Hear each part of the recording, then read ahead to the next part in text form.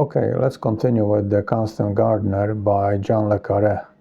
Le Carré describes the other part of the system, apart from the political apparatus, the multinational corporations, the implied new masters of the world. Your history, Donahue. You think countries run the effing world. Go back to effing Sunday school. It's God save our multinational they are singing these days. There seems to be continuous struggle for power within the system. Each part wants more benefits for itself, but different parts are shown to be codependent on each other. The multinationals are protected by the political systems, probably because they are considered essential to the country's well-being, and some must be maintained at all costs because they are considered too big to fail. The consequences of it would be too disastrous for the whole system. In the novel, the multinationals described are the pharmaceutical companies and the power they hold over the political systems by taking advantage of the greed of the individuals inside of it. The private enterprises, through their products, produce wealth which politicians need and like to spend. And that's where their power comes from, money. It gives some certain power within the system. I remember a line from Scarface with Al Pacino when the friend unsuccessfully chases a young lady by the pool. Scarface sits him down and explains how the world works. He says, first you get the money, then you get power, and then you can get any woman you want. Simple but true. Further, the multinationals don't only buy politicians, but also influence intellectuals by generous donations to the universities and independent research centers to skew the results of their studies in their favor. And they also use intellectuals, experts in a specific field, to exploit the so-called gray areas by using statistics. Because statistics, used selectively, can prove anything you want them to prove. Le Carré also takes a shot at the legal system, another part of the controlling structure, which works to support both the politicians and multinationals. He writes, Tessa was the rarest thing, a lawyer who believes in justice. And then he shows the hypocrisy of the liberals, who used to be somewhat of a balance to the extremes. The ridiculous posture of Western liberals who did not allow their ignorance to stand in the way of their intolerance. This applies more to the new liberals, progressives who like to call themselves liberal, and insist they, contrary to conservatives, represent liberal values. But they are just another extreme fringe of the system. Actually, true liberals are the few people in the middle, being squeezed from both sides. Unfortunately, they are a disappearing species in today's political climate.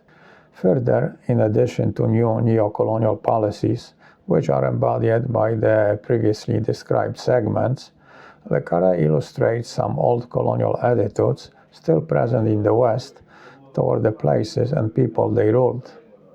So the butler did it, he declared.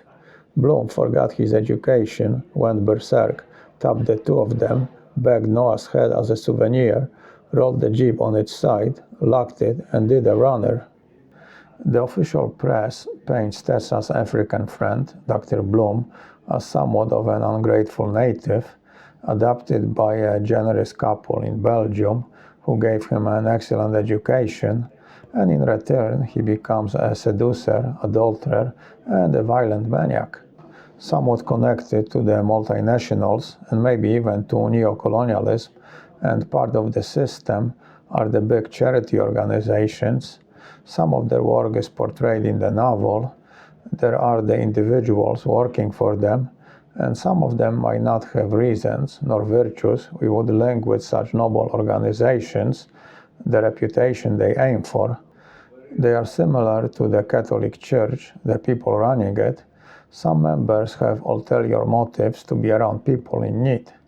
We can somewhat justify that the multinationals, above all, exist for profit to make as much money for their owners as possible, even if their written mission states something different, as is the case with the pharmaceuticals, to alleviate pain and save humanity.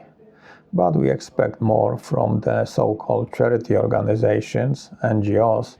They are supposed to be, above all, benevolent. Unfortunately, they are run by individuals, ambitious individuals, because most people who get to the top have not gotten there by being nice. The people usually in positions of power are competitive and primarily driven by ambition, perhaps a few psychopaths and a large amount of sociopaths. And a good example of such a man is the implied perpetrator, Marcus Lorpier, running a charity organization. Supposedly he is Dutch, Boer from South Africa, so the product of its system, a complex individual, seemingly living in a self-delusional hypocrisy. Lorbier loves Africa, man, he loves all mankind. He is a good man, not born to bear such guilt. Yet even while he pleads and moans and rages, he contrives to rise himself mysteriously from defeat. He sits up straight, he draws back his shoulders, and a smirk of superiority replaces his penitent's grief. Maybe it is an act of a psychopath, or somebody torn between what he should do and what he is self-driven to do. He seems to be overly dramatic and bothered. At the same time, he is totally oblivious to the bombs falling and exploding around him, standing up, exposed to the flying shrapnel. Maybe it is involuntary action, motivated by his guilt, and need to be punished for his sins. Marcus Lorbier is burning at the stake.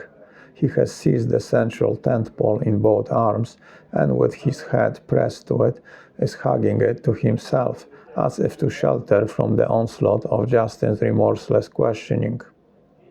Lorbier's charitable acts might be to compensate for the obvious wrongs he has done in his life, because he considers himself a Christian and fears God in the long run, but he cannot control his greed, short-term gratification. He is trying to convince himself of his virtues and morality by trying to convince others how good he is. Maybe he is saying to himself, you cannot be bad if your reputation, what others think of you, is good. Lorbier is a perfect example of a chronic hypocrite, driven deeper and deeper into self-denial by his actions. The young Lorbier is a believer. He worships the Christian God, he worships women, but he worships also very much the God prophet. That is his downfall. He believes in God but ignores him. It says in the novel that Lorbier doesn't stop talking because he developed terror of silence, because that's when he would have to face himself and his deeds. He probably constantly talks in his head as well to avoid silence. Maybe that's why silence is so scary to many people. It is when we have to face the delusion we created. We stop and think who we really are. But Lorbier is constantly talking, still living in his delusion, trying to project his superior morality by mentioning to Justin that his wife was traveling alone with a handsome black doctor. Lorbier seems to be the microcosm of the system he is part of, the hypocrisy of it, the multinationals prioritizing profits, only engaging in society-benefiting actions if it benefits their profits. Maybe Le Carré wants to show that charitable actions by the system are only a show to fool the spectators.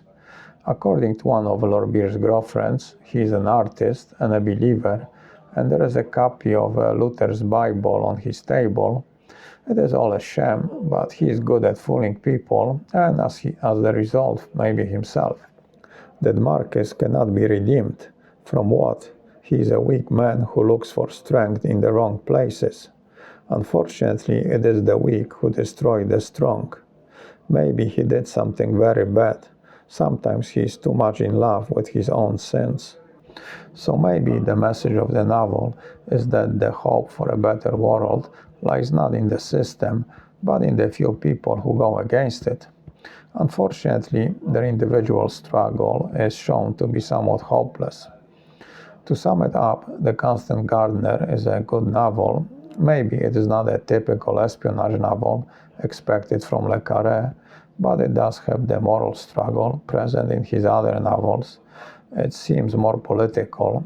It discloses a large-scale corruption within political and economic system by focusing on a single personal event. The background is the global struggle within the control system, parts of it that make the whole and are only accountable to themselves. The idea of sacrifices to maintain order, justified by the greater good for society.